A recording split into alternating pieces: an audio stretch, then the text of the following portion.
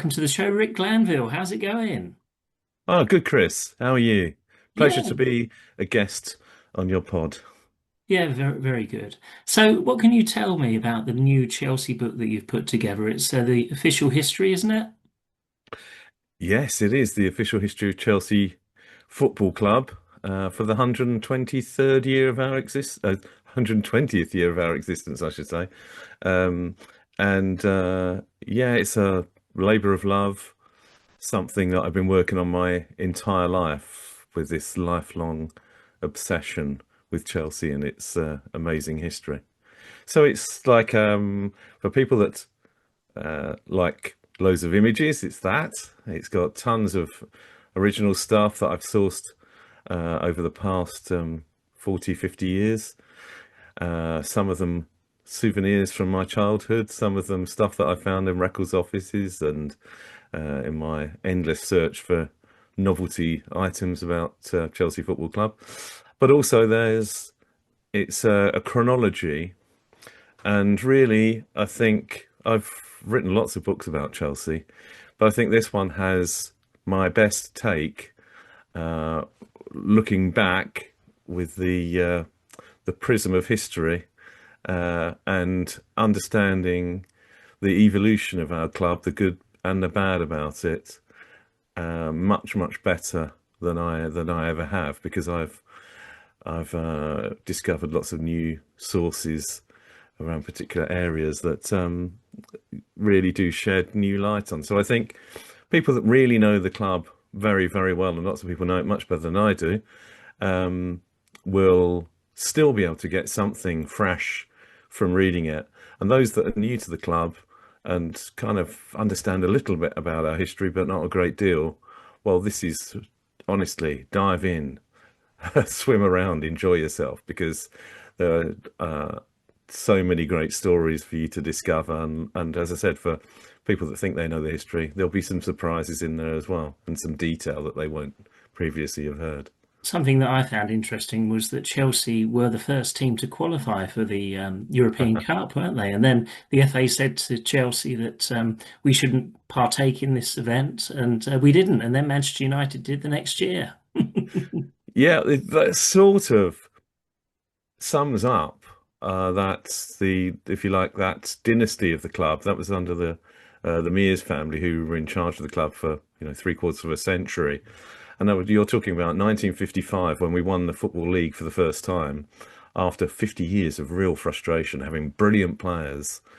Um, you know, Stamford Bridge was the place to go to see fantastic football, but we concentrated more on the glamour, the goal scorers, than the defenders and the goalkeepers. So we weren't always consistent. So 1954, 55, under Ted Drake, in his third year, as he predicted, we won the Football League for the first time.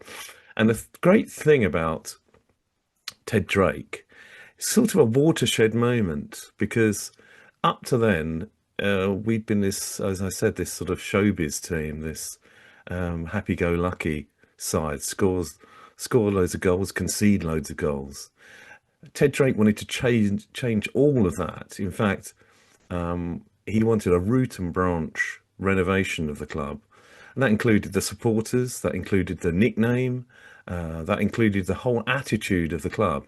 So we went from being this sort of moneybags club who splashed cash on someone who scored 10 goals and in one match, and then Joe Payne hardly scored for us regularly once we signed him. So we went from being that kind of sensations club under Ted Drake to being one that ground out results. So he ditched the nickname the Pensioners because he thought it was old-fashioned. It was like it kind of intrinsically suggested that these young men, these young athletes, weren't fit for purpose. They were past it, of pensioners, veterans, and he implored the support of Chelsea to be far less fair-minded than was their reputation up to that point. Chelsea fans were renowned for cheering the opposition and even applauding goals that they scored at Stamford Bridge. And so Ted Drake said, "Look, we have to have much more passion. We need fans that are going to eat, sleep, and drink Chelsea Football Club. Uh, and he renovated the squad by getting rid of some of these big money buys and going for grafters. And he didn't care where they came from, amateurs, lower league. He just wanted an attitude, which was never say die. And he predicted we'd win the league in 3 years, which we did.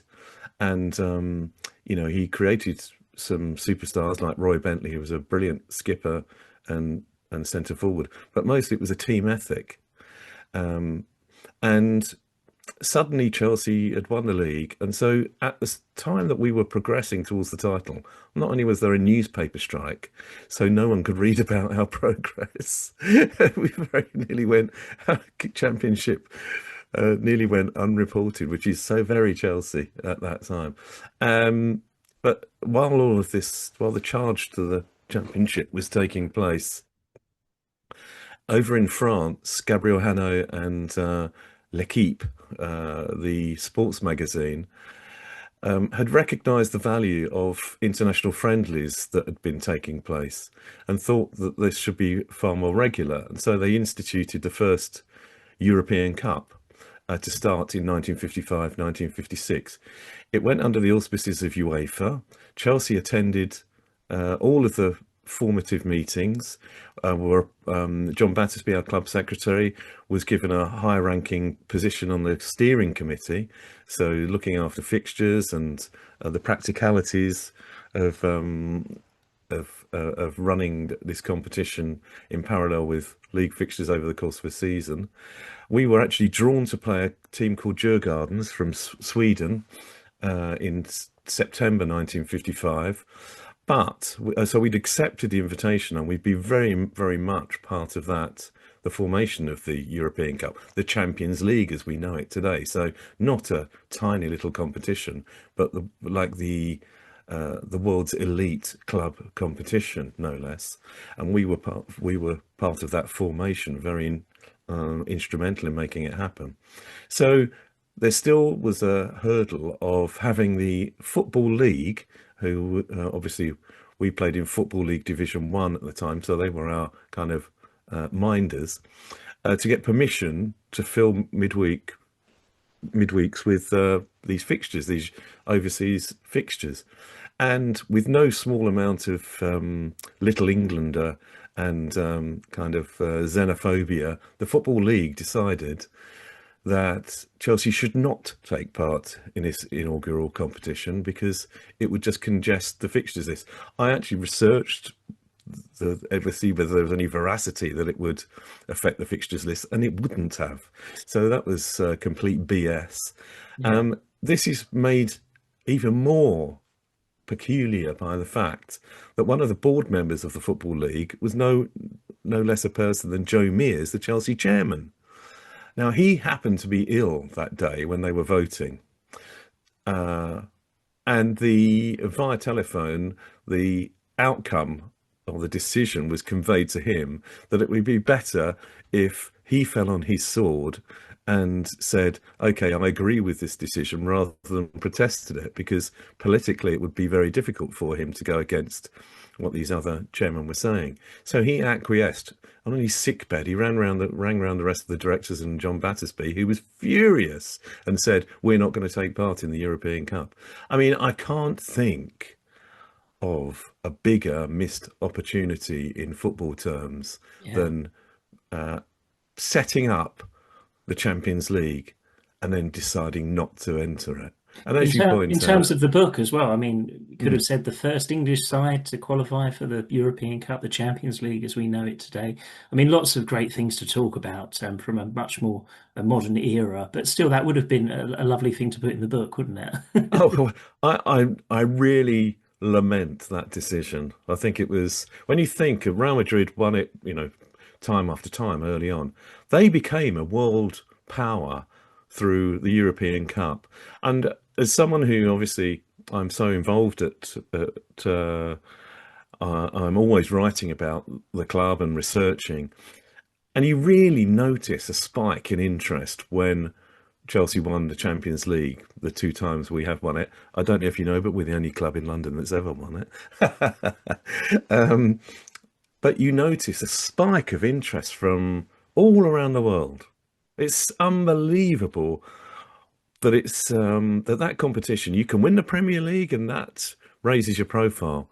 You can win small European cups, and that does the same. But if you win the Champions League, it goes stratospheric. And I think there's something about the magic of winning like Europe's biggest prize that would have put Chelsea on the map and made us changed how people viewed us between then and when we started winning things again in sort of the 60s and 70s. It would have completely transformed how Chelsea as a football club is viewed. Yeah. And the formation of Chelsea Football Club is very interesting as well, isn't it? Well, we're not unique, but there are very few football clubs that started from scratch. So they didn't, most teams come out of like a factory or a church team or a Sunday team. So there's a pre-existing football endeavour that is professionalised, that decides to join the Football League or the Southern League or whatever, and take it more seriously and have their a proper home stadium and things like this. Chelsea did the whole thing from scratch, like in a few months. So we had no squad, we had no coach, we had no stadium. None of these things were in place. So if you think about it, when the decision was made to build a football ground, that was around November, December 1904. So up to that point, nothing had been uh, put in place to erect a stadium that would have to be in place, what, 10 months later, 9 months later, really? Not only that, as I said, no coach, so no one to recruit the players, uh, no players, and actually no league to play in. So all of this had to happen within a few months. So we applied to the Football League and went in and were accepted there. The little known fact that part of our pitch, because we had to get all the existing league clubs to vote in our favour, and part of the pitch, the inducement that Chelsea put out was that we would pay Northern clubs £10 for every visit and Midlands clubs £5 for every visit, just to sort of pay their expenses on the way to London. And Wow. what you have to remember, I think this is a really important thing about it, though, that this ambition, this kind of brio, this boldness is something that we've carried with us forever. Um, let's start a football team from scratch. Let's build a stadium that they can play in, and let's make both of them the best in the world. That's the kind of ambition that they showed when they started that football club, and it's kind of run through like like a stick of rock, that ambition throughout our history. There have been times when we've not measured up to that, obviously, but fundamentally, that boldness is something that is part of our characters, like absolutely in our blood. And I think that's something that I really wanted to convey to pick up throughout the story of Chelsea Football Club, because Roman Abramovich, people talked about Moneybags Chelsea then, and the billionaire from nowhere, and splashing all the cash in 2003 and everything like this. That was a return to our roots because we were doing that decades before. The only reason there's a transfer deadline, we just experienced, the window just closed recently. The transfer deadline day was created because Chelsea bought too many players one season in the spring to try and stave off relegation. Classic, though. Half the players were injured and we were relegated anyway. But the transfer deadline was brought in the following season as a direct result of that, our attempt to buy our way out of peril. Yeah, it's interesting, isn't it? It's over 300 pages, this book, isn't it? Oh, now you're asking. Yes, I think it is. I think it's about 330 pictures on every page, um, sections so that you'll get a coherent take on an era. Is it sort of in So chronological order, or? totally chronological. Um, some things, some sections. There's lots of box out stuff. So I'll carry a theme through time. Some of the things like about the nickname or the kit or these kinds of things. So you learn everything you need to know about. This is the Swiss Army knife of history books about Chelsea. It's got everything that you need to know about the club. And the Okay. great thing is now that I was very, very excited about. This is the first time that a Chelsea history book has actually included the history of the women's team as well, which I was really excited to do. I don't want to do a Chelsea women book just on the club on their own, because I think a woman should write that. But as part of a broader history of the football club and where uh, the ups and downs of the women's team from the 70s to the present day, I was really delighted to be able to do that. And of course, that brings us to the other really important thing is that this I finished writing the book on the day that the Club World Cup was won. Sorry, so it's bang up to date and Brilliant. beautiful pictures and stories from the Club World Cup campaign and last season too. So it really is. Apart from this season, it's bang up to date. Great. And I suppose our first major signing going back a long way was probably Fatty Fawkes in goal, wasn't it? Yes, yeah. As he used to say, you called him Fatty. I would say Willy Falk, but he used to say, "I don't care what you call me, just don't call me late for dinner." And yes, so sort of 6'2", 23 stone, and it's hard to credit, but this Chelsea team, they were very clever individuals. The directors, they marketed Willy Falk like maybe Man United would David Beckham or Ryan Giggs or someone, or Chelsea would Estevao or someone today. The thing is, they played on the novelty.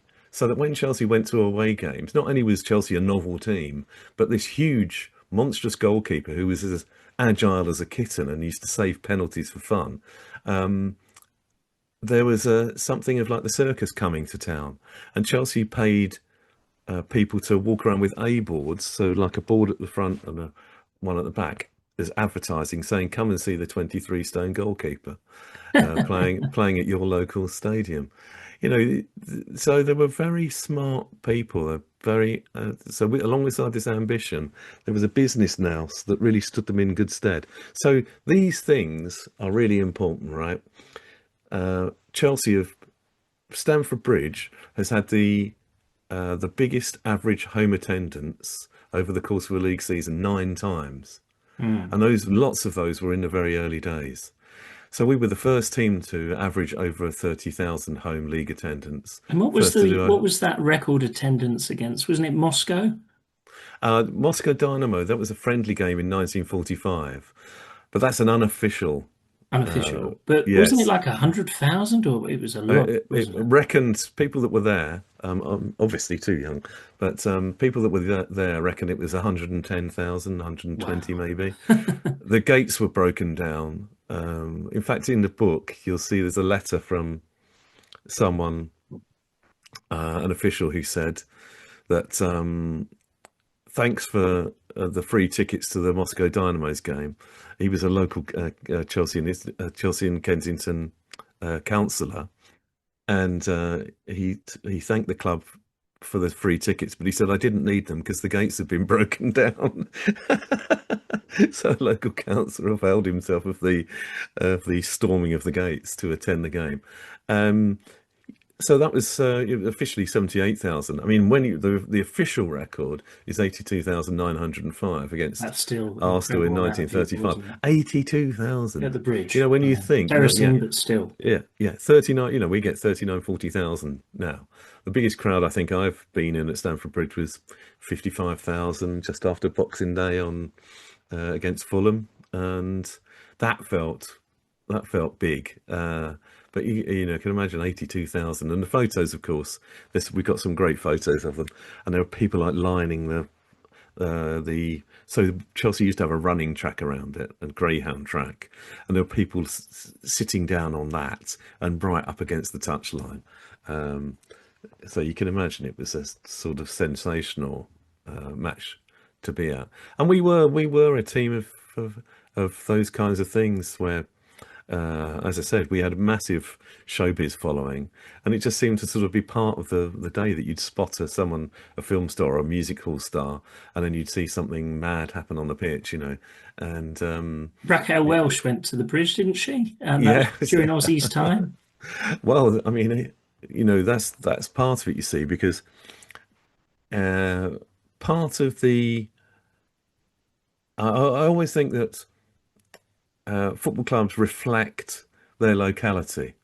And we happen to be in bohemian Fulham, Chelsea, the where there are artists still living next door to Stamford Bridge, painters, artists, which is incredible, really. There's a like a little Tuscan court right next to Stamford Bridge, and so that quirkiness, that sort of feeling that it's a really working class area, but it has that sense of bohemia. It's like wealthy people slumming it, and and um, and poor people living it up. There's the sort of contrast that you get with Chelsea Football Club, and it's because of that locality, um, I think. And so, the King's Road is an important part of our culture. You'll often hear BBC commentators talk about, oh, just off the King's Road. Well, actually, Fulham, we're on Fulham Road, the main east-west road into the city. But the King's Road is has been was for many decades the epicenter of arts and culture explosions. Anything new happening in London in terms of art, music, fashion, photography, those kinds of cinema, that was happening on the King's Road. And so we had in the 60s all the fashion. Mary Quant used to have a bistro that the Chelsea players used to eat pasta at before the game. Michael Caine and his cronies used to get drunk and wobble down to Stamford Bridge to watch Chelsea. In 1971, 72, there was a column in the matchday programme called Stars in the Stands that showed people like Ronnie Corbett, Arthur Askey, stars of the day. This isn't one for the teenagers. This is John Cleese, all the Monty Python people. They used to go and watch Chelsea. Legends, yeah. Absolute comedy legends. And that had been going on for absolute years. The Stage, which is the actors' newspaper, used to have a column every week saying which visiting stars like Lana Turner, Hoagie Carmichael, John Wayne, who was spotted in the Chelsea director's box. We had that really strong association, and that's we are the King's Road Club, and the players in the 60s and 70s were the kings of the King's Road. Definitely. And winning the FA Cup for the first time, that was a very big moment for the club, wasn't it? Again, it's great to have this buzz, this excitement, thrills and spills at matches, but it's even better when you win things, that you have something tangible to show for the quality that undoubtedly is in the squad. And I was a youngster when Chelsea won the FA Cup and the Cup Winners' Cup the year after, so 70 and 71. And the thing about it was, and not only was the cup final absolute epic, violent, it was like a medieval reenactment of a battle or something. It was so violent. People kicking each other up the arse, everything. Really crazy game, a match and replay.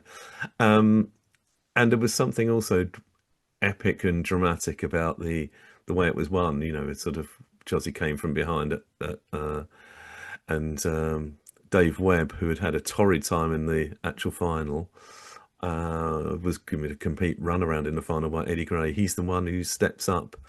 Every dog has his day, and he steps up and scores off his cheek the winner.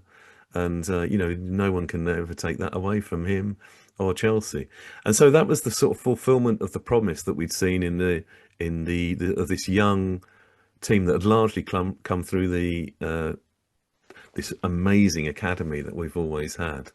But as long as with the addition of people like Peter Osgood, Charlie Cook. I mean, when I was what, 9 when we won the FA Cup, and I'm a North Londoner, and a lot of the time it was difficult to be a Chelsea fan in a school in North London, but not then, not then. Everyone wanted to be a Chelsea fan then. And it's quite funny. When we next won the FA Cup in the 90s, I was about your age when Right, yeah. when you won the FA Well, it Cup was for the first time. yeah, and it's a similar kind of thing that you had the revolution that had started really with the appointment of Glenn Hoddle had accelerated when, if you read the book, you'll learn about the Marriott Accord, which was this thing that where the key people at the club, like Matthew Harding, Glenn Hoddle, Ken Bates, Colin Hutchinson, sat down and devised a plan to borrow money, and go for European glory and go for Bosman recruitment. So bringing in brilliant European players at, at prices that were affordable then, but hadn't been previously. But and then to use this the vast amount of revenue that was now possible from UEFA to pay off the loans that were in place. And so from 95 to 2003, that was an absolute golden age Oh, of Chelsea it's again. probably still one of my favourite eras. Definitely, definitely. Yeah. And really, people that think about the kind of juggernauts teams of the Abramovich era are kind of missing out on what came before that, where you had these incredibly glamorous, storied, superb players like Zola, Hullit, Di Matteo, Vialli, Desai. Just I'm still we amazed we was got a lot of those players. I think it did help with the location as well, but at the same time, these were amazing players. Viali had just won the Champions League, I believe, when we signed him back Yeah, then. he had literally the summer before. Desai, we signed him about a week before he was about to win the World Cup as the skipper of France. Unbelievable. I think it's more. I agree with you that London was a big attraction. I think the Premier League as well, because the money that was coming into the Premier League then was just about to overtake what was happening in Serie A and other places. So I think there was that. That was a bit of a game changer. But I think you have to go back to the individuals that were involved. And who would, when Ruud Gullit was manager, who wouldn't want to play for Ruud Gullit? And that these things are really important. And I think the other thing is that if they'd seen the training ground, they probably would beforehand. None of them might have signed. Harlington Harlington, training yeah. ground was the most windswept tundra that you could ever ever experience, and we didn't It's a even bit own better it. now, isn't it? Well, yeah, and we own that. You see, we were renting from students. I can remember the Imperial College, who owned Harlington. The students had like a right of way in the dressing rooms on a Wednesday afternoon. That was their sort of games day. And I was interviewing Marcel Desailly in the dressing room. He was sitting down and I'm standing up in the dressing room, and he's got his Armani suit on a peg behind him, sitting there in his shorts. And this student walks in, takes the suit off the hook and throws it down on the bench and puts his own bag up there. And you're thinking, I bet that doesn't happen at Juventus. I bet that doesn't happen at AC Milan. But he just shrugged and laughed. He sort of just, he loved the difference, I think. And they do love. I think this was the other thing, that so many of these players, Zola, Vialli, Di Matteo, Desai, Hullet, they just loved Chelsea. They fell in love with Chelsea. And I think it's that's something that you can't underestimate. There is a magic about the club that does beguile people. I think it's also they didn't get mobbed as much. I think in Italy, wherever they went, they would always get mobbed.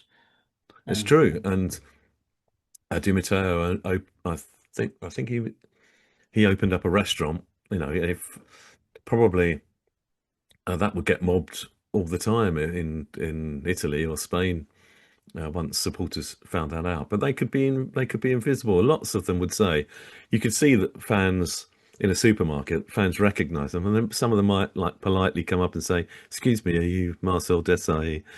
Can I have your autograph?" But he said most of the time they would just go, "Cool, that's Marcel Desailly," and just leave it at that. We were talking about the 90s. Let's go into the period when Mourinho first came to Chelsea and how much he changed the club.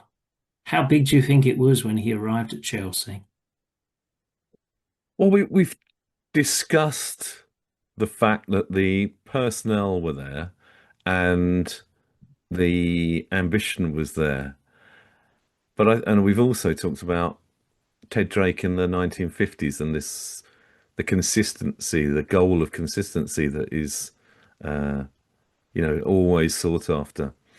And I can remember when I met Jose for the first time, just before the famous press conference where he was about to go and say, "I'm not of the bottle, I'm a special one." Um, and I was introduced to him as the club. I wasn't club historian then, but I was working for the club for the program and on side and things like that in Chelsea TV. And I said to him, "Do you know you're the most successful manager this club has ever hired?" And he looked at me, "What? What?" I said, "You've won more than any other manager than we've ever hired." And he was like quite taken aback by that. What we'd done, and it's a tradition, uh, over the years, we'd gone for lots of player managers. Our very first one manager was a player manager, and we'd done that at almost like emergency cover, and then non-emergency cover. So we chose to have Glenn Hoddle as a player manager, Ruud Gullit, Viali. We've done this quite regularly, and it bore fruits for us. Why change a formula when if Viali wins three trophies in 6 months? So why would you go for someone who's experienced when you can get somebody who steps out from one side of the dressing room to the other, addresses his former teammates, and gives them champagne before the first match that he's in charge Luca was as great, the wasn't manager? he? We He should was, speak a bit yeah, about Luca before Mourinho. yeah. I loved But Viali, one of my favourites, definitely. absolutely, and a brilliant character, and one that helped really form the opinion of people's opinions on Chelsea, like Zola did, and others. I mean, they've all had the chisel that's chipped away at our edifice and helped form it. But I think the thing about going back to Mourinho, like Ted Drake, and interestingly, of course, the parallels don't end just with that kind of trying to professionalise, trying to get consistency. They both predicted when the team was going to win the league. Ted Drake said 3 years. Um, Jose Mourinho said the exact date that that Bolton away. So that's when we're going to win the Wow, league. he was brilliant. He was brilliant, and unlike Ted Drake, a fantastic tactician. Ted Drake was more about all the best. He'd kind of give them a proper attitude, but tactically, it wasn't about that at all. It was all about guts, blood and guts, and giving everything, hard work. More like a bit like Antonio Conte in that respect. But Mourinho was the psychological edge was everything that he was about. Anything that he could do to tip the balance in the club's favour, uh, he was just brilliant. And but I think it was the attention to detail.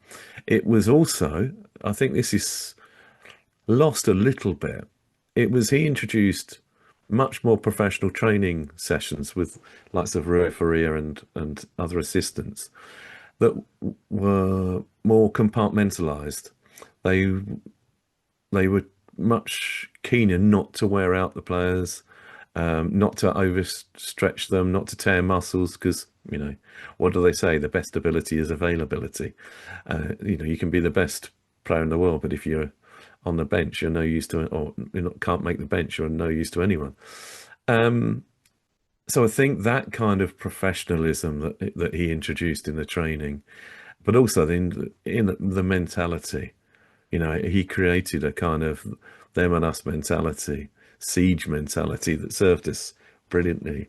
And if you think about all those the records that we achieved with Yeah, Mourinho, the one that unbelievable. may never be beaten, that 15 goals conceded, and Petr Cech only conceded two, I think And it how was. many home games Sorry, was it? 12, 13.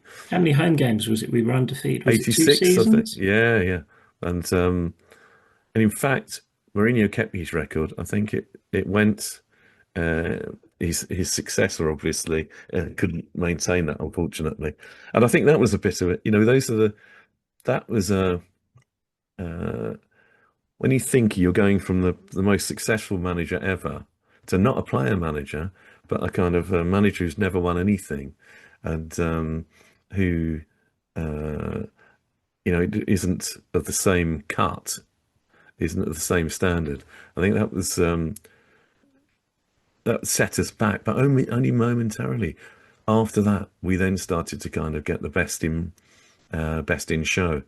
Some of them worked out, some of them didn't. I think Carlo Ancelotti's very unlucky not to have stayed longer Yeah, than we he finished did. second, and that wasn't good Yeah, enough. yeah, but that double team, the team that won the double, and Exactly. No, he was great. Ancelotti was brilliant. the fashion in which they did it, and Mm. the free flowing football, and I think that's the thing as well, that it's interesting how when other fans talk about the DNA of their club, I think DNA is the wrong phrase, but people like using it. You'll hear them say that we like free flowing football, or we like attacking football, or something like that. With Chelsea, since probably since the late 90s, we play winning football. That's the difference. There are many ways, many forms of football, and if you think about the variety of styles that as Chelsea fans we've enjoyed and sometimes been put through over the last 25 years, it's absolutely remarkable. From the kind of ascetic, pragmatic Antonio Conte that just blew everyone away, to the sort of the Sarri, the kind of scurrying mouse approach, and to the sort of the roundhead, steely winners of Jose Mourinho both times, to others who had like more of a romantic vision, which I think actually Liam Rosenior is one of that type. I think he likes to play flowing football, but he blends it with a pragmatism, because he recognises that at Chelsea it's all about winning. And how many times do you hear players arriving or managers arriving saying they've come to Chelsea because this is a club of winners? And I think that's something that Jose Mourinho introduced, that winning mentality. Win sometimes, maybe people might say at all costs, but it's winning nevertheless. And I think the other thing that we should appreciate is that winning creates a virtuous circle, in that winning creates heroes and legends and unforgettable moments, memories, that any age group appreciates. But when you're young and you're a professional footballer at a club in Italy, Brazil, Spain, Norway, England, wherever, and you're watching the likes of Didier Drogba, Frank Lampard, John Terry, Petr Cech, Eden Hazard, and now Esteval and people like that, you're embedding in them a love of the club that you grew up admiring, so that when you 10, 15 years later, when that player in their prime is looking for a club they want to play for, they're thinking, I want to play for the club that Didier Drogba was a hero with. Yeah. I want to emulate what he did with that penalty to win the 2012 Champions League. I want to reach the standard Frank Lampard reached at Chelsea. I want to have the adoration that John Terry had for being the legend of at Chelsea. So that's what I mean by that virtuous circle, is that it feeds into itself. That so many players that we have now can say to you, you know, Caicedo will say, I loved Kante, or I loved Makalele. Those were my heroes growing up.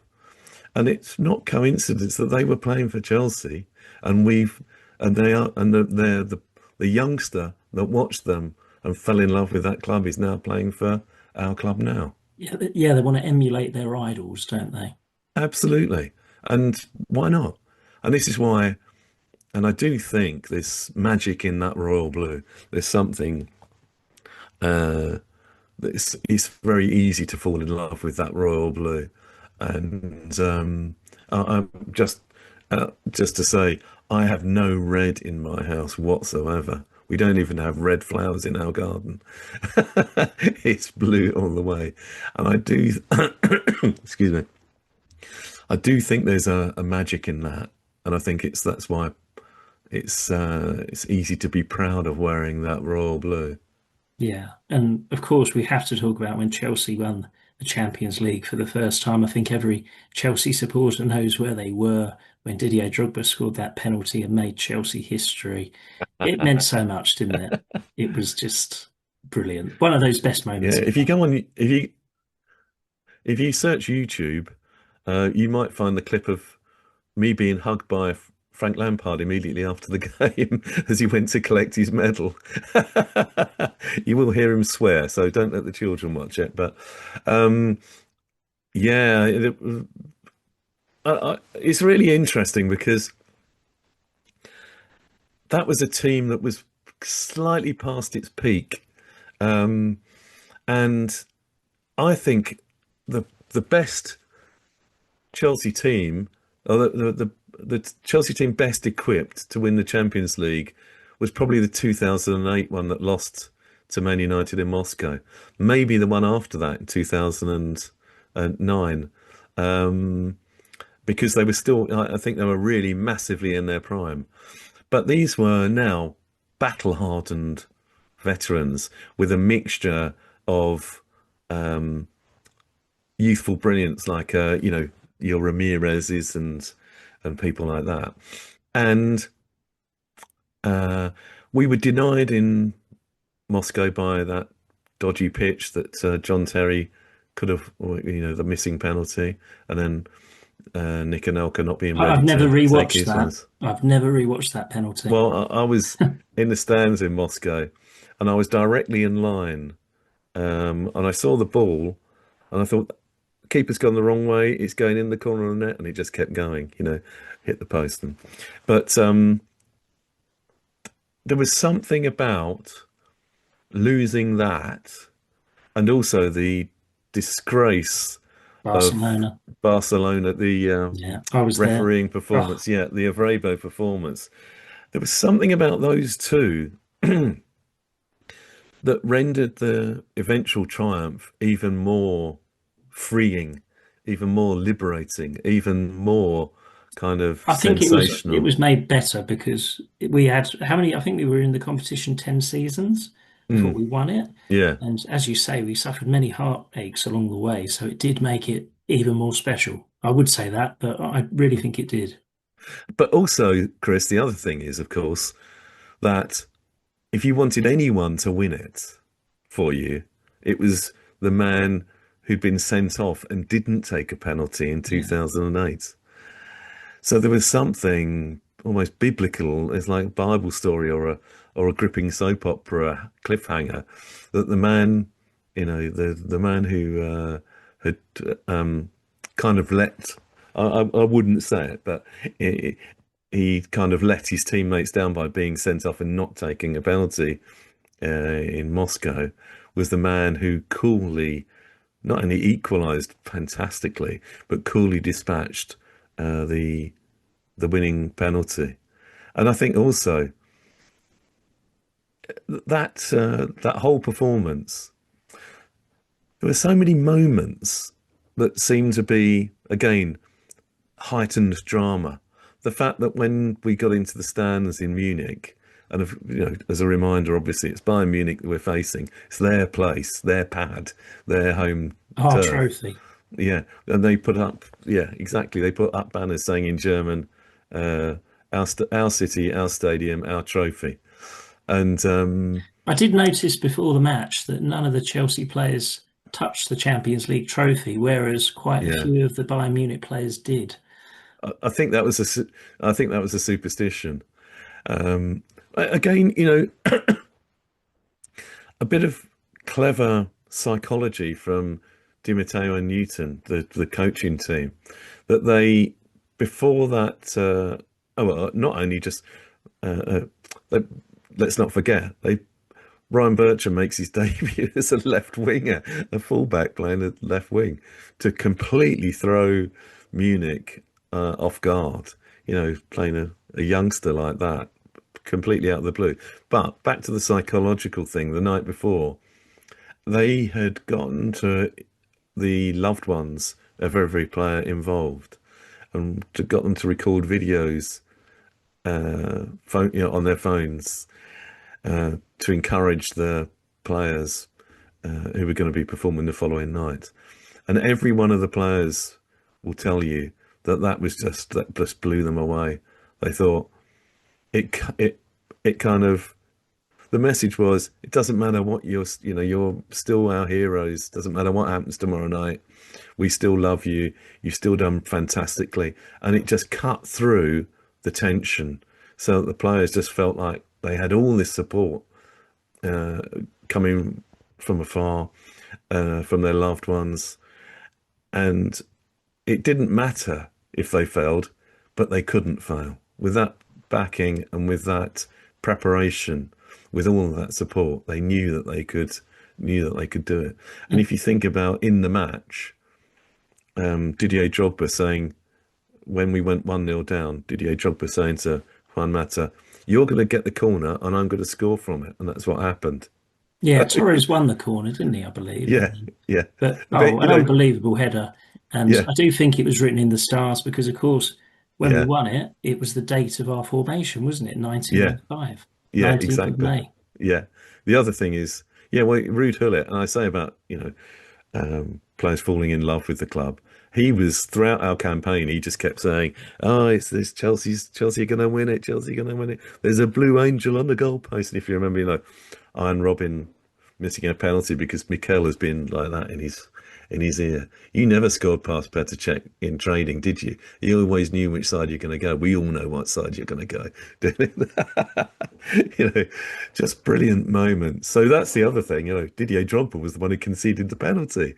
So Mm. what a It was an just unbelievable campaign, though. I mean, if you think to the Barcelona away match, oh my so many God, things happened in that match. Drogba gave away the penalty there, didn't he? I believe. And then yeah, Messi but missed the penalty. yeah. And, oh, brilliant match. But if you think about